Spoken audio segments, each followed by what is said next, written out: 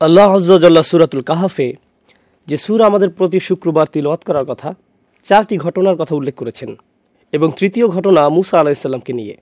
এই ঘটনার কথা কোরআনের আর কোথাও উল্লেখ করা হয়নি। এটি তার জীবনের খুবই ব্যতিক্রমী একটি ঘটনা। ভ্রমণটা ছিল একান্ত ব্যক্তিগত।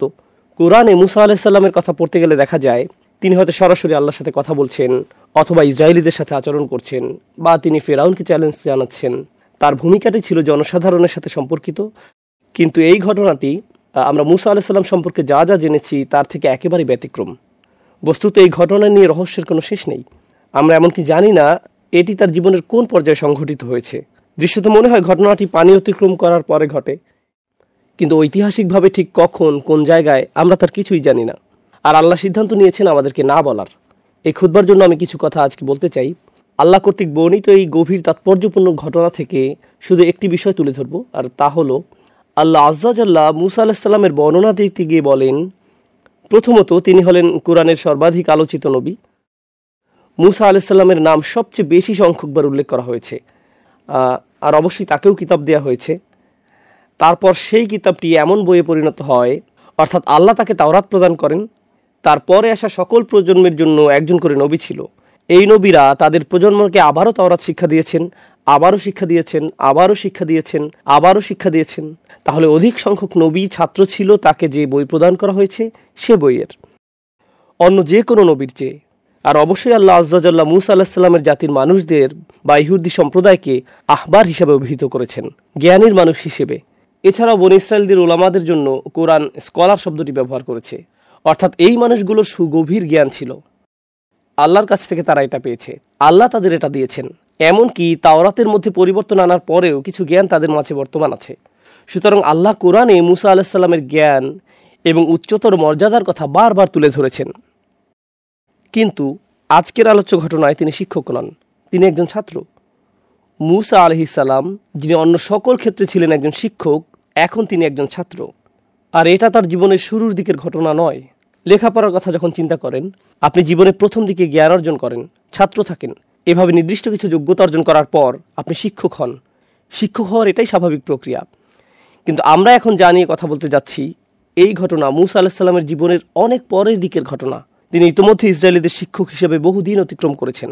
তিনি ইতিমধ্যে তাওরাত গ্রহণ করেছেন। তিনি আল্লাহ আয্যা ওয়া জাল্লার পক্ষ থেকে তাদের শিক্ষা দিয়ে আসছেন। আমরা যদি বর্ণনাটি সহিহ হিসাবে ধরে নেই, তখনকার দুনিয়াতে মূসা আলাইহিস সালামের চেয়ে বেশি জ্ঞানী আর কারো অস্তিত্ব ছিল না। তিনি তার চেয়ে জ্ঞানী কারো কথা জানতেন না। তবুও আল্লাহ তাকে বললেন, এমন একজন আছে যে তোমার চেয়ে বেশি জানে, তোমাকে তার কাছে যেতে হবে এবং শিখতে হবে। এখন খুবই ইন্টারেস্টিং এই ঘটনা। এমন একজন সম্পর্কে আমরা কোরআন থেকে যা জানি, এই নবীকে অন্য সবার চেয়ে বেশি জ্ঞান প্রদান করা হয়েছে। তারপরেও আল্লাহ তাকে বলছেন তোমাকে অন্য একজনের কাছ থেকে শিখতে হবে। আমরা জানি যে কোনো ব্যক্তি যত বেশি শিখে, যত বেশি যোগ্যতা অর্জন করে, যত বেশি সার্টিফিকেট অর্জন করে, সমাজে তার মর্যাদা তত বেশি বৃদ্ধি পায়। আমি এমনকি ধর্মীয় জ্ঞান নিয়ে এখানে কথা বলছি না। কেউ পিএইচডি অর্জন করলে এটাও এক ধরনের মর্যাদা। কেউ যদি বিশ্ববিদ্যালয়ের প্রফেসর হয় এটাও বিশেষ মর্যাদা। আর এই জন্যই কেউ পাশ করলে আমরা উৎসবের আয়োজন করি। মাধ্যমিক, উচ্চ মাধ্যমিক, মাস্টার্স বা পিএইচডি যেটাই অর্জন করেন। ইসলামী শিক্ষায় যদি কেউ ইজাজা অর্জন করেন বা কোরআন হিফজ করেন, যখনই কেউ শিক্ষাক্ষেত্রে কোনো যোগ্যতা অর্জন করে তার মর্যাদা বেড়ে যায়, সমাজে সে আরও বেশি স্বীকৃতি লাভ করে, মানুষ তার কথা শুনে। তথাপি এই মানুষটি, যাকে আল্লাহ মূসা আলাইহিস সালামের চেয়েও বেশি জ্ঞানী হিসেবে বর্ণনা করেছেন, মূসা আলাইহিস সালাম বরং বহু দূরের পথ পাড়ি দিয়ে ওনার কাছে আসেন জ্ঞান আহরণ করার জন্য, অথচ কেউ তার সম্পর্কে জানে না, কেউ তাকে চিনত না। প্রকৃতপক্ষে সবচেয়ে মজার ব্যাপারগুলোর মাঝে একটি হলো, এমনকি আমরা তার নামও জানি না। কোরআনে আল্লাহ তার নাম উল্লেখ করেননি। হ্যাঁ, হাদিসে তার নাম এসেছে খিজির বা খাদির, তার নামের কয়েকটি বানান উল্লেখ করা হয়েছে। কিন্তু আল্লাহ তার নিখুঁত বাণীতে মূসা আলাইহিস সালামের এই শিক্ষকের নাম আমাদেরকে না বলার সিদ্ধান্ত নিয়েছেন। তিনি আমাদেরকে তার নাম বলেননি। তাহলে আল্লাহ কিভাবে তার বর্ণনা দিলেন? আজ আমি এখান থেকে মূল আলোচনা শুরু করতে চাই। তিনি বললেন, ফাওয়াজাদ আবদাম মিন ইবাদিনা, অর্থাৎ মূসা আলাইহিস সালাম ও তার তরুণ সঙ্গী একসঙ্গে ভ্রমণ করল। পরিশেষে তারা পেল, এ কথাটি মনোযোগ দিয়ে শুনুন, আমার বান্দাদের মধ্য থেকে এক বান্দাকে। সহজে বললে এর অনুবাদ হবে জাস্ট আমার এক বান্দার দেখা পেল। আমার এক বান্দা বললে তো আমরা সবাই এর অন্তর্ভুক্ত। এটা তো বিশেষ কোনো মর্যাদাপূর্ণ বর্ণনা নয়। আমরা এখানে গভীর একটা বিষয় শিখছি। আল্লাহ সুবহানাহু ওয়া তাআলার নিকট কোনো ব্যক্তি যত বেশি জ্ঞান অর্জন করবে, তত বেশি একজন সাধারণ বান্দা হিসেবে পরিচিতি পাবে। এই জ্ঞানের কারণে তারা অন্যদের থেকে স্পেশাল হয়ে যান না, বরং এই জ্ঞানের ফলে সেই বান্দা বুঝতে পারে ইন্নানি মিনাল মুসলিমিন, আমি শুধু সব মুসলমানদের মধ্যে একজন মুসলমান, আমি অন্য কারো চেয়ে উচ্চতর কেউ নই। দেখুন, অন্য সকল জ্ঞানের ক্ষেত্রে কেউ কিছুটা জ্ঞান অর্জন করলে নিজের মাঝে কেমন যেন আত্মম্ভরিতা তৈরি হয়। কোনো কনভেনশনে যোগ দিলে যদি তার পিএইচডি থাকে, তখন শুধু আব্দুল করিম লিখবে না, লিখবে ডক্টর আব্দুল করিম, পিএইচডি। আচ্ছা, এক কাজ করি, পিএইচডি একটু মোটা অক্ষরে লিখি। অথবা কারো কাছে নিজের পরিচয় দিতে গিয়ে বলবে, হেই, আমার নাম সালমান। না না না, আমার নাম ডক্টর সালমান। অথবা আপনার ইমেইল আইডি বা অন্য কোনো আইডিতে নিজের নাম শুধু জৈনাব লিখবেন না, লিখেন জৈনাব MBA। আপনাকে নিজের অর্জিত যোগ্যতাগুলো যোগ করে দিতে হবে, কারণ এর মাধ্যমে বোঝানো হয় আমার যোগ্যতা আছে। অনেকে এভাবে নিজেকে জাহির করতে দারুণ ভালোবাসে। একটা মজার ঘটনা মনে পড়েছে, অনেক দিন আগের কথা। তখন আমি কলেজে পড়তাম। সে সময় আমরা বন্ধুরা মিলে MSA কনভেনশনে যোগ দিতাম। আমার এক বন্ধু তখন মজা করে বুকের উপর একটা নেম প্লেট ঝুলিয়ে দিত, ডক্টর ফারেস মাহমুদ PhD, গুণ 10। বিষয়টা হলো, সার্টিফিকেট আপনাকে এক ধরনের সামাজিক স্ট্যাটাস দান করে। আর আল্লাহর কাছে আমাদের স্ট্যাটাস কি?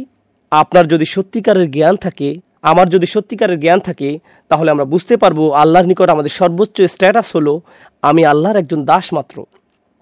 দাস শব্দটা আমি ইচ্ছে করে ব্যবহার করছি, আমি চাকর ব্যবহার করিনি, আমি বলেছি দাস, কারণ শব্দটা কেমন যেন অপমানকর। একেবারে আক্ষরিক অর্থে আরবিতে, আমাকে তো কোরআনের আরবির যত কাছাকাছি সম্ভব অনুবাদ করতে হবে। আমি রাজনৈতিকভাবে শুদ্ধ হওয়ার চেষ্টা করছি না, আমি ভাষাগত দিক থেকে সঠিক হওয়ার চেষ্টা করছি। বোঝার চেষ্টা করুন কেন এই পরিভাষাটি ব্যবহার করা হয়েছে। কারণ আল্লাহ ছাড়া অন্য যে কারো নিকট দাসত্ব স্বীকার করা অপমানজনক, কিন্তু আল্লাহর দাস হওয়া সম্মানের ব্যাপার। এর মাধ্যমে মূলত আমাদের মুক্তি ঘটে। আপনার পক্ষে এমন কোনো টাইটেলের কথা, এমন কোনো উপাধির কথা চিন্তা করা সম্ভব নয় যা দাসের চেয়ে নিচু হতে পারে। দাস, পৃথিবীতে মানুষ যত ধরনের চাকরি করে, চাকরিতে যত ধরনের পদ আছে, কেউ যদি দাসত্বের পদ গ্রহণ করে, এর চেয়ে বিনয়ী, এর চেয়ে নিচু আর কোনো পদ হতে পারে না। আর এই ঘটনায় আমরা দেখতে পাচ্ছি এমন একজনকে যার রয়েছে সর্বোচ্চ জ্ঞান, তথাপি সব মিলিয়ে তিনি শুধুই একজন আবদান, একজন দাস। অধিকন্তু এটা আল আবদ ব্যবহার করা হয়নি, এটা এমনকি মুআররাফ বিল নামও নয়। এখানে এমনকি সুনির্দিষ্ট করে দাসটিও বলা হয়নি।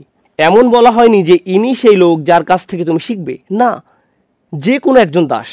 কারণ এখান থেকে আমরা জানতে পারি সত্যিকার অর্থে ইসলাম শিখার অর্থ কি। কেউ যখন সত্যিকার অর্থে আল্লাহর জ্ঞান আহরণ করে, তখন আসলে সে ব্যক্তি আরও বেশি বেশি বেশি সাধারণ মানুষদের অন্তর্ভুক্ত, তাদের উপরে নয়, সে অন্য সবার উপরে নয়, সে আরও বেশি বিনম্র। যত ডিগ্রি তার থাকুক না কেন, জানো আমি কোন ভার্সিটি থেকে পাশ করেছি, জানো আমার কতগুলো ডিগ্রি আছে, তোমার কি এই বিষয়ে ইজাজা আছে, তুমি তো অমুক শায়েখের কাছ থেকে শিখেছ, এর কোনো কিছুই এখন আর গুরুত্ব বহন করে না। এগুলো এখন অনুপস্থিত।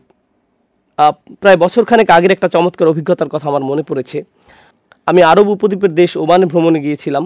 সেখানকার একটি প্রোগ্রামে আমি যোগ দিয়েছিলাম, যা একটি মসজিদে আয়োজন করা হয়েছিল। প্রোগ্রামটি ছিল 7 দিন ব্যাপী। এটা ছিল একটা ইতেকাফ, যাতে আমরা 500 জন উপস্থিত ছিলাম। এটি ছিল শুধু কোরআন নিয়ে গভীর চিন্তাভাবনা বিষয়ক প্রোগ্রাম। এটাই ছিল তার মূল উদ্দেশ্য। এই প্রোগ্রামে যোগ দেওয়ার জন্য কিছু বিস্ময়কর নিয়মকানুন ছিল। তার মাঝে একটি ছিল, কোনো ফোন নেওয়া যাবে না। আস্তাগফিরুল্লাহিল আযীম। প্রোগ্রাম আয়োজকদের কাছে ফোন রেখে আসতে হবে। যদি কোনো ইমার্জেন্সি কল আসে, তাহলে তারা তা হ্যান্ডেল করবে। কিন্তু 7 দিন ধরে আপনি ফোন পাবেন না। আমি জানি না আপনি ফোন ছাড়া এমনকি নিঃশ্বাস নেবেন কিভাবে। তো আমাদের সাথে কোনো ফোন ছিল না। দ্বিতীয় নিয়ম ছিল, আপনি শুধু আপনার নাম উল্লেখ করতে পারবেন এবং কোথা থেকে এসেছেন, এছাড়া নিজের সম্পর্কে আর কিছুই বলতে পারবেন না, কিছুই না। সেখানে ছিলেন হাদিসের স্কলার, কেউ কেউ ছিলেন বিশাল ধনী, কেউ ছিলেন মাশায়েখরা যারা সমগ্র জীবন ধরে শিক্ষা দিয়ে গেছেন, আবার কেউ কেউ ছিলেন শুধু 2টা উটের মালিক, সারা জীবন শুধু এই 2টা উটের দেখাশোনা করে গেছেন। সেখানে আরও ছিলেন ট্যাক্সি ড্রাইভার। কিন্তু আমরা কারো আসল পরিচয় জানতাম না, কেউ জানে না কার পরিচয় কি। সর্বসাকুল্যে আপনি শুধু বলতে পারতেন, ইসমি কাজা ওয়া কাজা আনামিন, শুধু এইটুকুই। আপনি এমনকি বলতেও পারতেন না আপনার বয়স কত, আমি অমুক কাজ করি, অমুক চাকরি করি, না। আবার যখন কোরআন নিয়ে আলোচনা করতে যাবেন, তখন স্কলারদের উদ্ধৃতি দিতে পারবেন না, আরবির ভাষাতাত্ত্বিক বিশ্লেষণ বা এরকম কিছু করতে পারবেন না, কারণ এতে কেউ হয়তো বুঝে যেতে পারে, আচ্ছা উনি তাহলে একজন স্কলার। অতএব আপনি এভাবে কথা বলতে পারবেন না। সবকিছু মৌলিক আলোচনার মধ্যে সীমাবদ্ধ রাখতে হবে। এগুলো ছিল নিয়মকানুনের অন্তর্ভুক্ত। অংশগ্রহণকারীদের অধিকাংশই ছিল স্কলার। অংশগ্রহণকারীদের মধ্যে বড় বড় পণ্ডিত ব্যক্তিরা ছিলেন। অনুষ্ঠানটি ছিল মূলত বিনম্রতার অনুশীলন। 7 দিন ধরে বিনম্রতা শেখার খুবই গভীর একটা অনুশীলন ছিল সেটা। আমরা যেন শুধু আবদাম বিন ইবাদিনা হতে পারি, যেন শুধু একজন দাস হতে পারি। শাহ ওয়ালিউল্লাহ দেহলভী রহমাহুল্লাহ অসাধারণ সুন্দর একটি কথা বলেছেন, এটা আমার মাথায় বদ্ধমূল হয়ে আছে। যুবক বয়সে যখন প্রথম শুনেছিলাম তখন থেকে। যার সত্যিকারের জ্ঞান রয়েছে তিনি তার বর্ণনা দিয়েছেন। তিনি বলেন, একটি গাছে যখন ফল ধরে তখন তার ডালপালাগুলো নুয়ে পড়ে। গাছে ফল ধরলে ডালপালাগুলো নিচের দিকে ঝুঁকে পড়ে। ব্যাপারটা হলো, নিজের ভেতরে যদি সত্যিকারের জ্ঞান ফল ধারণ করে থাকেন, আপনি নম্র হয়ে নুয়ে পড়বেন। নিজেকে আপনার বড় কিছু মনে হবে না। কেউ যদি আপনার জ্ঞান নিয়ে প্রশ্ন তোলে, আপনার সমালোচনা করে, নিজের মাথায় তখন আপনি এভাবে ভাববেন না, আমার সম্পর্কে প্রশ্ন করার তুমি কে, এভাবে আমি চিন্তা করব না। আমরা বরং চিন্তা করব আবদাম বিন ইবাদিনা এর মতো। এখন মূসা আলাইহিসসালামকে কিতাবের জ্ঞান প্রদান করা হয়েছিল, তাকে ঐশী জ্ঞান প্রদান করা হয়েছিল। এটা আমার খুতবার পরবর্তী অংশ, যা আমি আপনাদের সাথে শেয়ার করতে চাই। মূসা আলাইহিসসালামকে তাওরাত দেয়া হয়েছিল, যা ছিল আল্লাহর বাণী। এটা ছিল সে সময়ের কোরআন। এমনকি কোরআনের এক স্থানে এটাকে অন্য একটি কোরআন হিসেবে বর্ণনা করা হয়েছে। এরকম একটি কিতাব তাকে দেয়া হয়েছিল। সুতরাং তিনি আল্লাহর কালাম শিখেছিলেন। তাহলে কিভাবে তিনি আল্লাহর বাণী থেকে গভীর বা ভিন্ন কিছু শিখবেন? তিনি তো ইতিমধ্যে আল্লাহর বাণী শিখেছেন। তাহলে তিনি কিভাবে অন্য একজনের কাছ থেকে শিখবেন? দেখুন, 2 ধরনের জ্ঞান আছে, 2 প্রকারের জ্ঞান আছে। একটা হলো আল্লাহর বাণীর জ্ঞান, আর অপরটি হলো বাস্তবতার জ্ঞান। তাহলে একটা হলো আল্লাহর কালামের জ্ঞান, আর একটা হলো বাস্তবতার জ্ঞান। কেউ যদি গভীর জ্ঞান অর্জন করেন, গভীর উপলব্ধি অর্জন করে আল্লাহর বাণী সম্পর্কে, তার মানে এটা নয় যে উক্ত ব্যক্তি বাস্তবতার জ্ঞান ও সত্যিকার অর্থে গভীর পাণ্ডিত্য অর্জন করে ফেলেছে। এগুলো সম্পূর্ণ আলাদা 2টি বিষয়। যার কাছ থেকে তিনি জ্ঞান আহরণ করতে যাচ্ছেন, তাকে অন্য ধরনের জ্ঞান প্রদান করা হয়েছে, বাস্তবতার জ্ঞান।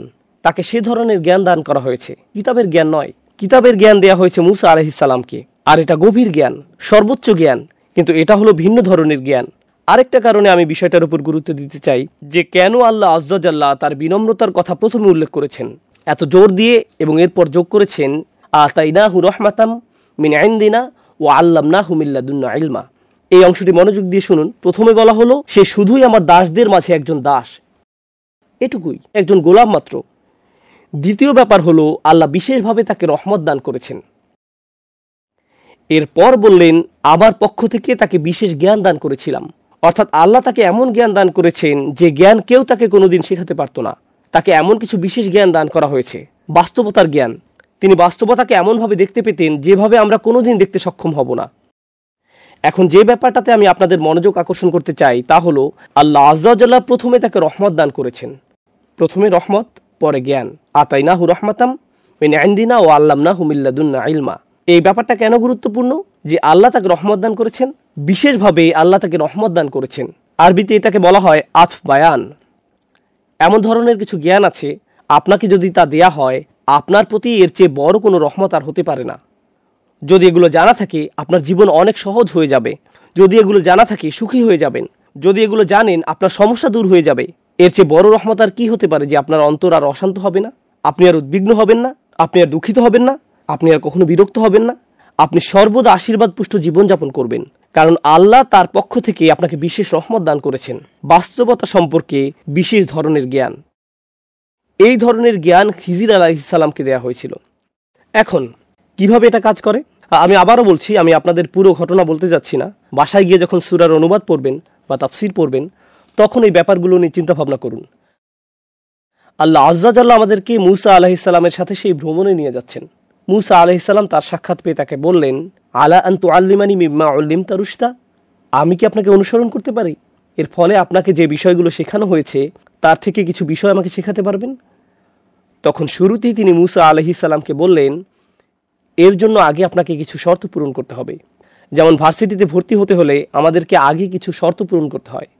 আমাকে অনুসরণ করার জন্য যে যোগ্যতা দরকার তা হলো সবর। আপনার সেটা নেই। ইন্নাকা লান তাসতাতিআ মাইয়া সবরা, আপনি কিছুতেই আমার সাথে ধৈর্য ধারণ করতে পারবেন না। আপনার পক্ষে নিজেকে থামিয়ে রাখা সম্ভব হবে না। আপনি সংযম ধরে রাখতে পারবেন না। এই ব্যাপারটা একটু বেশি কঠিন। কি? মূসা আলাইহিস সালাম নিজেকে হ্যান্ডেল করতে পারবেন না? তিনি ফিরআউনকে হ্যান্ডেল করতে পেরেছিলেন, তিনি পানি অতিক্রম করা হ্যান্ডেল করতে পেরেছিলেন, তিনি বনী ইসরাইলের মতো বেয়ারা জাতিকে পরিচালিত করতে পেরেছিলেন, তিনি ইতিমধ্যে অনেক কিছু হ্যান্ডেল করেছেন। যে মানুষেরা তাকে হত্যা করতে চেয়েছিল তিনি তাদেরকে হ্যান্ডেল করেছেন। আর খিজির আলাইহিসসালাম বলছেন, আপনি আমার সাথে ধৈর্য রাখতে পারবেন না? ইনি হলেন সেই মুসা আলাইহিসসালাম যিনি ইসরায়েলিদেরকে বলেছিলেন ধৈর্য ধারণ করতে। তিনি তাদের বলেছিলেন যখন ফেরাউনের বাহিনী তাদের ধাওয়া করেছিল, কাল্লা ইন্না মাইয়া রব্বি সায়াহদিনী, না না কোনো সমস্যা নেই, আমার রব আমার সাথে আছেন। ইনি হলেন ইসলামের হিরো, সবচেয়ে বেশি গুরুত্ব দেয়া নবীদের মাঝে অন্যতম। আর এই লোকটি মুসা আলাইহিস সালামকে বলছেন, আপনার যথেষ্ট সবর নেই, আপনি এটা হ্যান্ডেল করতে পারবেন না। সুবহানাল্লাহ। শুধু একবার চিন্তা করে দেখুন, কাকে এই কথা বলা হচ্ছে? এই কথা মুসা আলাইহিস সালামকে বলা হচ্ছে। যাই হোক, মুসা আলাইহিস সালামকে যখন এই কথা বলা হলো, তিনি বিনম্রতার সাথে বললেন, সাতাজিদুনি ইনশাআল্লাহ সাবিরা। তিনি এভাবে বলেননি, এক্সকিউজ মি, আপনি আমাকে সবর শেখাতে এসেছেন? শুনেন তাহলে আমার কত ধরনের সবরের অভিজ্ঞতা আছে। না না না, ইনশাআল্লাহ, যদি আল্লাহ ইচ্ছা করেন আপনি দেখবেন আমার সবর আছে। যদি আল্লাহ ইচ্ছা করেন। তিনি এমনকি নিজের সম্পর্কে গ্যারান্টিও দেননি। দেখুন, হ্যাঁ আমি আগে ধৈর্য ধরেছি অনেকবার, কিন্তু তার মানে এটা নয় যে আমি সব সময় ধৈর্য ধরতে পারবো। যদি আল্লাহ ইচ্ছা করেন, আমি আশা করছি আপনি আমাকে ধৈর্যশীল পাবেন। সাতাজিদুনি ইনশাআল্লাহ সাবিরা। আমি এই খুতবার শেষ কয়েক মিনিট বাস্তবতার জ্ঞান নিয়ে কথা বলতে চাই এবং আপনাদের নিকট তুলে ধরতে চাই কিভাবে মুসা আলাইহিস সালামের ধৈর্যের পরীক্ষা নেওয়া হয়েছিল, কিভাবে বাস্তবতার জ্ঞান রহমতে পরিণত হয়। আমি চাই আপনারা এভাবে চিন্তা করুন। বাস্তবতা হলো দুই রকম, একটা আপনি চোখে দেখতে পান আর অন্যটা চোখে দেখা যায় না। এই মুহূর্তে আমি আপনাদেরকে দেখতে পাচ্ছি, আপনাদের দুই কাঁধের ফেরেশতাদেরকে দেখতে পাচ্ছি না। আমি ওনাদের দেখতে পাচ্ছি না, কিন্তু ওনারা বাস্তব, এখানেই আছেন। তাহলে এক ধরনের বাস্তবতা আমরা দেখতে পাই আর অন্য বাস্তবতা আমরা দেখতে পাই না। লাইলাতুল কদরে আকাশের দিকে তাকালে আপনি শুধু আকাশই দেখতে পান, কিন্তু অদৃশ্য বাস্তবতা হলো সমগ্র আকাশ অবতরণরত ফেরেশতাদের দ্বারা ছেয়ে থাকে। তানাজ্জালুল মালাইকাতু ওয়ার রূহু ফিহা বিইذনি রাব্বিহিম মিন কুল্লি আমর। এটা হলো একটি অদৃশ্য বাস্তবতা, বুঝতে পারছেন? একটা হলো দৃশ্যমান বাস্তবতা এবং অপরটা হলো অদৃশ্যমান বাস্তবতা। এই জ্ঞান আমরা যা প্রতিনিয়ত দেখতে পাচ্ছি, আমাদের সকল মতামতগুলো, সকল অনুভূতিগুলো এবং সকল চিন্তাভাবনাগুলো সব সময় দৃশ্যমান বাস্তবতা দ্বারা প্রভাবিত হয়। কারণ আমাদের নিকট বাস্তবতা এটাই। খবরে যা দেখতে পান, নিজে যার অভিজ্ঞতা অর্জন করেন, এগুলো হলো আপনার জীবনের বাস্তবতা। কিন্তু এই বাস্তবতার বাহিরেও আছে আরেক ধরনের বাস্তবতা, সোর্স কোডের মতো। যেমন আপনি শুধু অ্যাপের সামনের দিকটাই দেখতে পান, এর পেছনে যে প্রোগ্রামিং কোড রয়েছে তা দেখতে পান না, একটা পর্দা। এবং আল্লাহ আযজা জাল্লা কিয়ামতের দিন সম্পর্কে বলেন, ফাকাশাফনা আনকা গিতাআক ফাবাসারুকা আল-ইয়াওমা হাদিদ। তোমার সামনে যে পর্দা ছিল তা আমি সরিয়ে দিয়েছি, তোমার দৃষ্টি আজ খুব তীক্ষ্ণ, তুমি খুব পরিষ্কারভাবে সব দেখতে পাচ্ছ। অন্য কথায় আল্লাহ এখন পর্দা সরিয়ে ফেলেছেন, তাই তুমি এখন দেখতে পাচ্ছ অদৃশ্য বাস্তবতাও। আসলে আমাদের জীবনের প্রায় সকল ক্ষেত্রে আমরা কখনোই জানতে পারি না আল্লাহ যা যা করেন তা কেন করেন। আমরা জানি না। আমরা জানি না কেন আপনি গাড়ি অ্যাক্সিডেন্টের কবলে পড়লেন, আমরা জানি না। আমরা জানি না কেন আপনি চাকরি হারালেন, আমরা জানি না কেন আপনি অসুস্থ হয়ে পড়লেন, আমরা জানি না কেন এই সমস্যা ঘটল, কেন ওই সমস্যা দেখা দিল। আমরা জানি না কেন আপনার ভাই স্কুলে ভালো রেজাল্ট করলো আর আপনি ফেল করলেন, আমরা জানি না। আমরা জানি না কেন আপনি বেঁটে আর আপনার সকল ভাই বোনেরা যথেষ্ট লম্বা। আপনি তখন ভাবতে শুরু করেন, আল্লাহ কেন এমনটা করলেন? তিনি কেন আমাকে বলেন না যে তিনি আমার থেকে কি চান? কেন তিনি অদৃশ্য জগতের পর্দা একটুখানি সরিয়ে দেন না, যেন আমি দেখতে পারি আসল রহস্য কি? আমি যদি জানতে পারতাম তাহলে হয়তো আমার অস্থিরতা দূর হতো। কারণ যদি না জেনে থাকেন, যদি কোনো বিচারক আপনার সম্পর্কে কোনো রায় দিয়ে থাকে, আপনি তখন স্বাভাবিকভাবেই জিজ্ঞেস করবেন, কেন আমাকে জরিমানা দিতে হবে? বিচারক উত্তরে বললেন, সেটা অদৃশ্য জগতের জ্ঞান, আমি আপনাকে তা বলতে যাচ্ছি না। কোনো বিচারক যখন আপনার সম্পর্কে কোনো রায় দিয়ে থাকে আর আপনি জানেন না কেন এই রায়, আপনি তখন অশান্ত হয়ে ওঠেন। আমি এটা মেনে নিতে পারি না, আমি এটার ব্যাখ্যা চাই। আপনি তো এর ব্যাখ্যা আমার কাছ থেকে গোপন রাখতে পারেন না। আল্লাহ মুসা আলাইহিস সালামকে দেখালেন সব কিছুর সব সময় ব্যাখ্যা আছে, কিন্তু আল্লাহ সিদ্ধান্ত নিয়েছেন ওমা কান আল্লাহু লিইতলিআকুম আলাল গায়ব। আর আল্লাহ সিদ্ধান্ত নিয়েছেন তিনি তোমাদেরকে অদৃশ্য জগতের খবর জানাবেন না। তিনি সকল দৃশ্যমান বিষয়ের পেছনে রয়েছে। আর আল্লাহ সিদ্ধান্ত নিয়েছেন তিনি তোমাদেরকে অদৃশ্য জগতের খবর জানাবেন না। সকল দৃশ্যমান বিষয়ের পেছনে রয়েছে আর একটি অদৃশ্য জগৎ, আর তিনি সিদ্ধান্ত নিয়েছেন আপনাদেরকে সেটা জানাবেন না। কিন্তু এই ঘটনায় আল্লাহ মুসা আলাইহিস সালামের শিক্ষকের মাধ্যমে অদৃশ্য জগতের পর্দাটা সামান্য একটু তুলে ধরলেন, কি ঘটছে ঘটনার অন্তরালে। কিন্তু তিনি সেই পর্দা সবসময় উন্মোচন করেন না। এটা একটা বিশেষ ধরনের জ্ঞান যা খিজির আলাইহিস সালামকে দেয়া হয়েছে, যা ছিল তার প্রতি বিশেষ ধরনের দয়া। আল্লাহ সেই জ্ঞান সবাইকে দান করেন না, মুসা আলাইহিস সালামকেও দান করেননি। অর্থাৎ এটা এমন এক বাস্তবতা যা এমনকি তিনি তার রাসূলদের নিকট উন্মোচিত করেন না আলাইহিমুসসালাতু ওয়াসসালাম। আমরা এখান থেকে খুব গুরুত্বপূর্ণ একটা বিষয় শিখছি। তাই মুসা আলাইহিস সালাম দেখলেন এক ব্যক্তি বৈধভাবে পরিশ্রম করে জীবিকা উপার্জন করছে, আর তার জীবিকা উপার্জনের একমাত্র মাধ্যম হলো তার নৌকাটি, আর সেই নৌকাটিই কিনা ফুটো করে দেয়া হলো। তার শিক্ষক এই কাজ করলেন। কি করছেন আপনি? এটা তো পুরোই একটা জঘন্য কাজ। খিজির আলাইহিস সালাম বলেন, আগেই বলেছি আপনি এটা হ্যান্ডেল করতে পারবেন না। এটা এমন কোর্স নয় যেটা করে আপনি নিজেকে ঠিক রাখতে পারবেন। এটা করার জন্য যে ধৈর্য লাগে সেটা আপনার নেই। অর্থাৎ মুসা আলাইহিস সালাম অন্যায় অবিচার দেখলে চুপ করে দাঁড়িয়ে থাকতে পারেন না। যখন দুই ব্যক্তিকে মারামারি করতে দেখলেন, তিনি দাঁড়িয়ে থাকলেন না, নিজে গিয়ে এটার সমাধান করতে চাইলেন। তিনি যখন দেখলেন দুইটি মেয়ে নিজেদের পশুগুলোকে পানি পান করাতে পারছে না, তিনি এগিয়ে গিয়ে তাদের সাহায্য করলেন। এখন তিনি যখন দেখলেন একজন নির্দোষ বাচ্চাকে হত্যা করে ফেলা হচ্ছে, একটি নৌকা কোনো কারণ ছাড়াই ডুবিয়ে দেওয়া হচ্ছে, অবশ্যই তিনি এগুলো মেনে নেবেন না। আর এখানেই ছিল তার ধৈর্যের পরীক্ষা। অন্য কথায়, যখন আপনি আমি কোনো অন্যায় হতে দেখব, নিজেদের ব্যক্তিগত জীবনে, নিজস্ব গণ্ডির ভেতরে, যখন দেখবেন কেউ আপনার নিজের প্রতি অন্যায় করছে বা অন্য কারো প্রতি অন্যায় করছে, আপনি তখন প্রশ্ন করতে শুরু করেন, এই অন্যায় অবিচারের কারণ কি? এটা তো ঠিক না। ব্যাপারটা আপনাকে ক্ষুব্ধ করে তোলে, নিজের ভেতরে খুব অশান্তি অনুভব করেন। ঠিক সেই মুহূর্তে খিজির আলাইহিস সালামের ওই কথাগুলো, যেগুলো তিনি মুসা আলাইহিস সালামকে বলেছিলেন, আলাম আকুল্লাকা ইন্নাকা লান তাসতাতিয়া মাইয়া সবরা, আপনি এটা হ্যান্ডেল করতে পারবেন না। আমি কি আপনাকে বলিনি যে এই শিক্ষা অর্জন করা সহজ নয়? আপনি এর জন্য ধৈর্য ধারণ করতে পারবেন না। এই কারণে এই জ্ঞান সবাইকে দেয়া হয়নি। আপনি এটা হ্যান্ডেল করতে পারবেন না। তিনি এমনকি একথাও বলেছেন, ওয়াকাইফা তাসবিরু আলা মা লাম তুহিত বিহি খুবরা, আপনি কিভাবে সে বিষয়ে ধৈর্য ধারণ করবেন যা সম্পর্কে আপনার জ্ঞান বা অভিজ্ঞতা নেই? অদৃশ্য জগতের অভিজ্ঞতা লাভ করার একটা ব্যাপার আছে। আল্লাহ আমাদের জন্য সেই অভিজ্ঞতার দরজা উন্মুক্ত করেননি। আমাদের পক্ষে সেই জগতের অভিজ্ঞতা লাভ করা সম্ভব নয়। আমাদেরকে বিনয়ী হতে হবে। আল্লাহু ইয়ালামু ওয়া আনতুম লা তা'লামুন, আল্লাহই জানেন, তোমরা জানো না। পরিশেষে যখন মুসা আলাইহিস সালামকে শেখানো হলো, আপনি তো এই ব্যাপারগুলোতে ধৈর্য ধরতে পারেননি, এখন শুনুন ঘটনার অন্তরালে ঠিক অমুক কারণগুলো জড়িত ছিল। এটাই ছিল আল্লাহর পরিকল্পনা। প্রত্যেকটি ঘটে যাওয়া ঘটনার পেছনে যখন কারণগুলো বিস্তারিত বলে দেওয়া হলো, তখন আমরা আসলে উপলব্ধি করলাম এটা অন্যতম গুরুত্বপূর্ণ একটি জ্ঞান, যে জ্ঞানের কাছে আমরা সত্যিকার অর্থে নিজেদের বিনয়ী না করলে নিজেদেরকে আল্লাহর দ্বীনের ছাত্র হিসেবে গণ্য করার কোনো মানেই হয় না। অন্যভাবে আবার বলছি, যখন আমরা আল্লাহর পরিকল্পনার কাছে নিজেদের সম্পূর্ণরূপে সমর্পণ করে দিই, তার মানে আমরা আল্লাহর সামনে নিজেদের বিনয়ী করে দিয়েছি। আমাদের শিক্ষকের উপর আমাদের ভরসা আছে, মানে আল্লাহর উপর, এবং যে পথে তিনি আমাদের নিয়ে যাচ্ছেন তাতেও আমাদের আস্থা আছে। যদিও সে পথটা কষ্টকর মনে হয়, তবু তার উপর আমাদের বিশ্বাস একটুও কমবে না। আর এমনটা করা সহজ নয়। যদি এটা মুসা আলাইহিস সালামের মতো একজন রাসূলের জন্য সহজ না হয়, ওয়াকাল্লামাল্লাহু মুসা তাকলিমা, যিনি আল্লাহর সাথে সরাসরি কথা বলেছিলেন, এমনটা করা এমনকি তার জন্যও সহজ ছিল না। তার মানে আপনার আমার জন্যও এটা সহজ নয়। এটা জীবনের অন্যতম একটা কঠিন কাজ যা আমাদের করতে হবে। আর তা হলো সত্যিকার অর্থে মন থেকে আল্লাহর পরিকল্পনা মেনে নিতে সক্ষম হওয়া। এটা উপলব্ধি করতে সক্ষম হওয়া যে নিশ্চয়ই এর পেছনে আরও বড় কোনো পরিকল্পনা রয়েছে। প্লিজ এই খুতবায় আমি যে ব্যাপারটা তুলে ধরতে চাচ্ছি তা বুঝতে ভুল করবেন না।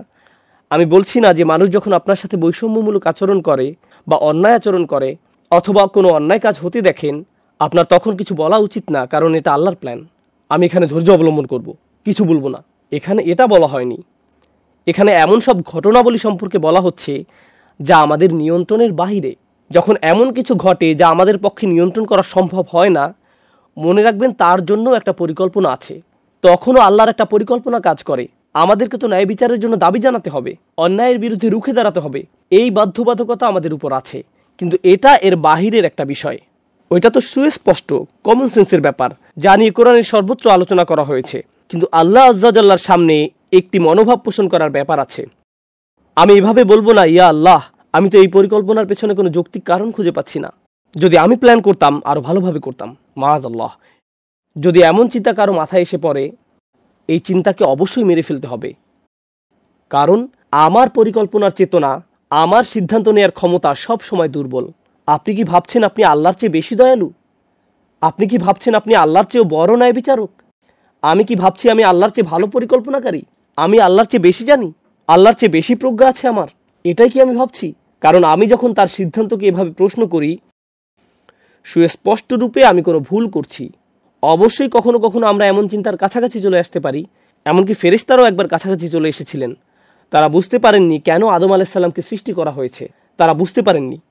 তারা এমনকি আল্লাহ আযজা ওয়া জাল্লাকে জিজ্ঞেস করলেন, আতাজআলু ফিহা মাইয়ুফসিদু ফিহা ওয়া ইয়াসফিকুদ দিমা, আপনি কি সেখানে এমন কাউকে সৃষ্টি করবেন যে তাতে ফাসাদ করবে এবং রক্তপাত করবে? আমরা তো বুঝতে পারছি না। কিন্তু তাৎক্ষণিক এটা বলার সাথে সাথেই, কারণ তারা বুঝতে পারছিল না, এতে কোনো সমস্যা নেই, আমরা আল্লাহর কাছে জানতে চাইতে পারি, ইয়া রব, আমি যদি বুঝতে পারতাম কেন এটা ঘটছে, পরিস্থিতি মোকাবেলা করতে আমাকে মানসিক শান্তি দান করুন। কিন্তু তৎক্ষণাৎ ফেরেশতারা কি বলেছিলেন? ওয়া নাহনু নুসাব্বিহু বিহামদিকা ওয়া নুকদ্দিসু লাক, প্রসঙ্গত আপনি নিখুঁত, আমরা এই পরিকল্পনাটা বুঝতে পারছি না, কিন্তু তার মানে এই নয় যে আপনি ভুল সিদ্ধান্ত নিয়েছেন, মোটেই না। এর নাম হলো বিনম্রতা। আল্লাহর বান্দাদের মাঝে একজন বান্দা হওয়ার মানে এটাই, আবদাম মিন ইবাদিনা। একদিকে আপনি ওহীর জ্ঞানে পারদর্শী হতে পারেন, আরবি ভাষায় পণ্ডিত হতে পারেন, কোরআন হিফজ করতে পারেন, হাদিস পড়তে পারেন, এই সব কিছু আপনার জানা থাকতে পারে, কিন্তু এই ব্যাপারটা অন্তরে নেই। আল্লাহর জারিকৃত বিধানে আপনার অন্তর সন্তুষ্ট নয়। এরকম সন্তুষ্ট থাকা এবং উপলব্ধি করা যে আল্লাহ যা করছেন তাই উত্তম, এই ব্যাপারটা জানা যে আল্লাহই সর্বোত্তম পরিকল্পনাকারী। আমরা জানি কখনো কখনো একটি চারা গাছ অল্প কিছুদিনের মধ্যেই বেড়ে ওঠে, আবার কখনো কখনো বড় হতে বছরের পর বছর লেগে যায়, রাইট?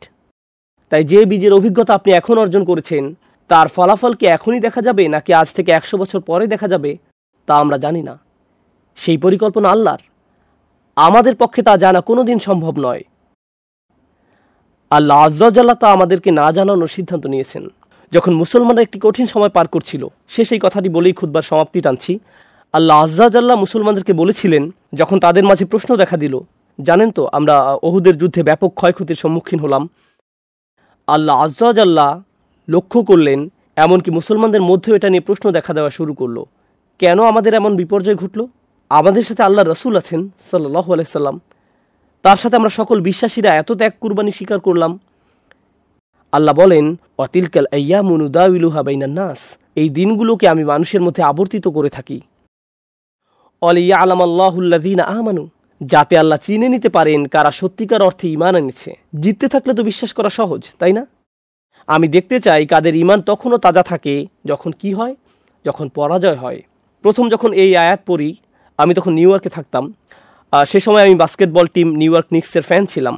এই টিম সম্পর্কে যদি কিছু জেনে থাকেন, স্পাইক লিকে দেখবেন, সে প্রতিটা ম্যাচে উপস্থিত থাকতো, গ্যালারি থেকে সে শাহাদাত আঙ্গুল নাড়তে থাকতো। খেলায় তার টিম 40 পয়েন্ট পিছিয়ে থাকলেও সে বিশ্বাস হারাতো না। জিতার অবস্থা থাকুক বা না থাকুক, খেলা শেষ হতে মাত্র 3 সেকেন্ড বাকি আছে, তার টিম 40 পয়েন্ট পিছিয়ে আছে, সে তখনও শাহাদাত আঙ্গুল নাড়াতে থাকতো। এমন ছিল তার বিশ্বাস। এজন্য তাকে বলা হতো ট্রু লাভার। ব্যাপারটা হলো, যখন আমরা খারাপ সময় অতিক্রম করি, ঠিক সে সময় আল্লাহ দেখতে চান আল্লাহর উপর আমাদের আস্থা আছে কি নেই। ঠিক সে সময় সত্যিকার অর্থে আমাদের ঈমানের শুধু পরীক্ষা হবে না, বরং গ্রেড দেয়া হবে। এভাবে চিন্তা করুন, সে সময় গ্রেড দেয়া হয়, সেই সময় যে গ্রেড অর্জন করেন সেটাই আসল গ্রেড। সে সময় আপনি কি আল্লাহর উপর সন্তুষ্ট থাকেন? তাই আল্লাহ বলেন, আমি জানতে চাই কারা সত্যিকার অর্থে ঈমান এনেছে।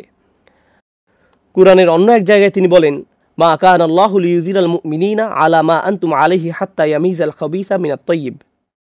আল্লাহ এমন নন যে তিনি মুমিনদেরকে আরামদায়ক অবস্থায় ছেড়ে দেবেন। তিনি ছেড়ে দেবেন না, তিনি সময়কে কঠিন করে দিবেন যতক্ষণ না তিনি অসৎকে সৎ থেকে পৃথক করেন।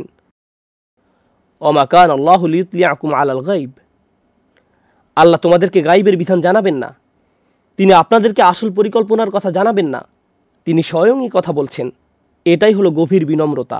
এটা এতই গভীর যে এমনকি একজন রাসূলকেও এই নম্রতা শেখার জন্য ভ্রমণ করতে হয়েছিল। নম্রতার এই শিক্ষা আমাকে আপনাকেও নিজেদের জীবনে বাস্তবায়ন করতে হবে। একেবারে অন্তর থেকে আমাদের অভিযোগগুলো, আল্লাহর প্ল্যান সম্পর্কে আমাদের জিজ্ঞাসাগুলোকে ছেড়ে দিতে হবে।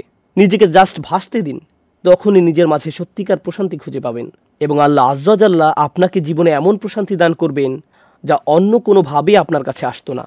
আল্লাহ আযজা ওয়া জাল্লা আমাদেরকে তাদের অন্তর্ভুক্ত করুন, রাদিয়াল্লাহু আনহুম ওয়া রাদু আনহু।